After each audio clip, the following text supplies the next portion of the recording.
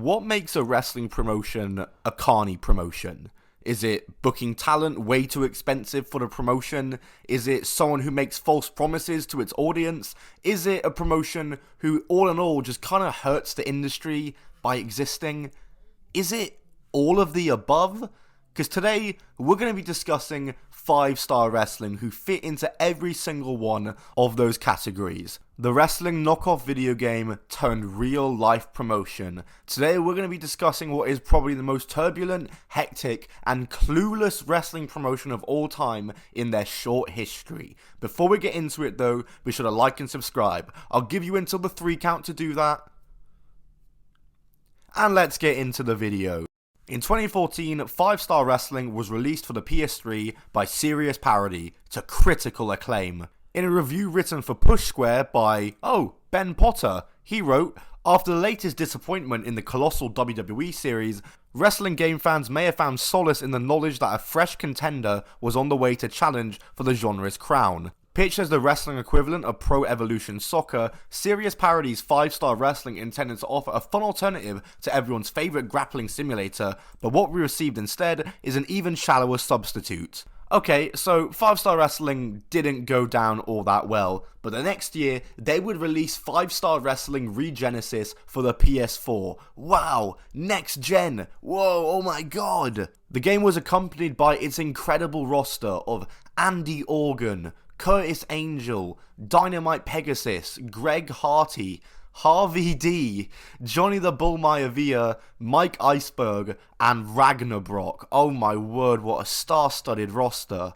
This 1-star review of the game read, "This is one of those games I can't be pissed about wasting the money on, as I'm laughing at how bad it is. Unless you can see humour in something this craptacular, avoid this one." So yeah, these games were literally just knockoff wrestling games. Like, they really didn't try, and they really didn't even try to hide it either. They just used knockoff fake parody names, and they were just cashing in on being like one of the first next-gen wrestling games, and being an alternative in a market that WWE dominates. And as you can see from the gameplay on screen, these games were very amateur looking. You know, they look like Xbox arcade style, like, trash games. Like, remember some of the dump that got put on the Xbox Arcade? Like, this is a game just like that.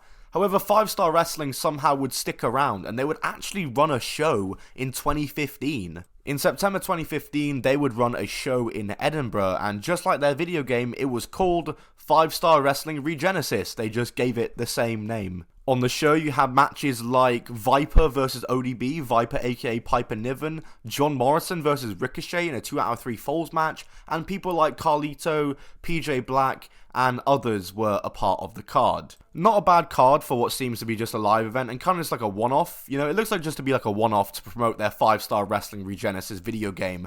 But then the next year in January 2016, they would return for more events under the 5-Star Wrestling name. They would come back for 3 days of events in Newcastle, Sheffield, and Liverpool. And having a look at this Newcastle card, it's very good. Will Ospreay, Jamie Hayter, Carlito, Rey Mysterio, Jay Lethal, Zack Sabre Jr., John Morrison, and AJ Styles are just some of the names that were on this card, with John Morrison versus AJ Styles for the 5-Star Wrestling title in the main event. And they ran the Newcastle Metro Radio Arena, an arena with 11k capacity. Like, that's huge for a wrestling company to be running that, and they had a whole attendance of 500 people. Sorry, they had a show with Rey Mysterio, John Morrison, AJ Styles. They booked it in an 11k arena and got 500 people that turned up for it?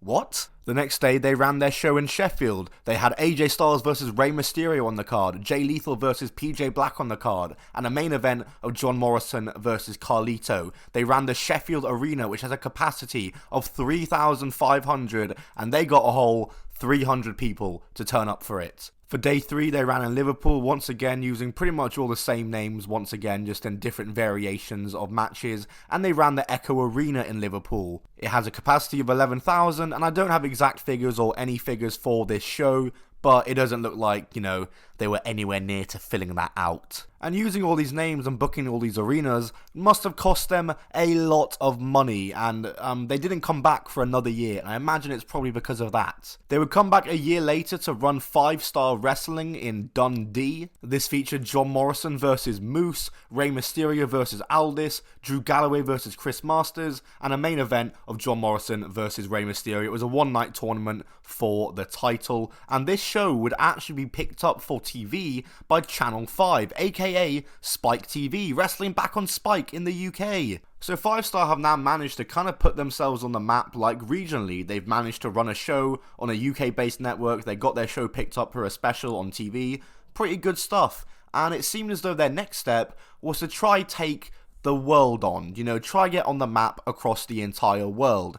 And after these events, 5-Star announced that they would hold a 128-man tournament throughout 2017, and they would offer CM Punk $1 million to appear in the tournament and make his wrestling return. He of course refused, and the tournament would not happen, and they announced it would be postponed until February 2018. Everyone knew this tournament was not going to happen. Like, everyone was just laughing at this promotion because this was just an awfully ran, awfully promoted promotion. And when 5-Star Wrestling returned in 2018, they returned with a weekly TV show. Channel 3 Sports pulled out of a deal with Preston City Wrestling in order to work with 5-Star to promote shows in 2018.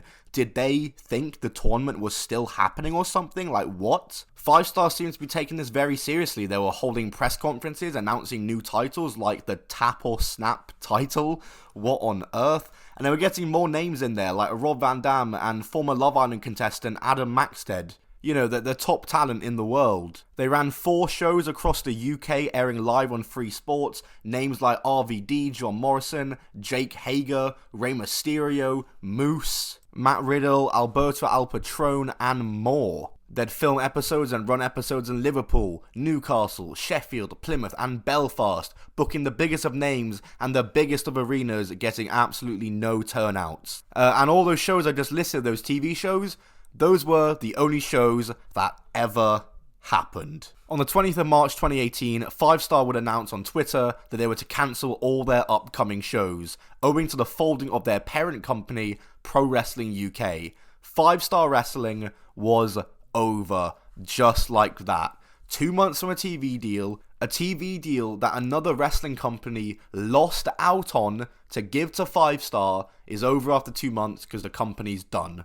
And I mean, it was a matter of time before the company was going to fold. What they were doing just wasn't sustainable whatsoever, and everybody could tell they were literally playing TEW in real life. 5-Star Wrestling has never returned. Jake Hager finished as their world champion. How does this always happen? First Lucha Underground, now 5-Star Wrestling. And though 5-Star is gone, its clones and all the promotions that have been just like 5-Star aren't gone. I mean, just last year, we had Wrestling Entertainment Series, which was pretty much the exact same as 5-Star. It was the Authors of Pain's promotion. They booked the likes of Nia Jax and Alistair Overeem, the UFC fighter, Braun Strowman. None of them were paid apparently, or paid in advance. The show was being ran in an arena, like massive, 2 weeks in advance, and it never happened. It was literally a 5-Star clone. So it seems like the influence of 5-Star Wrestling does still live on. Hopefully my wrestling promotion is nothing like 5-Star Wrestling.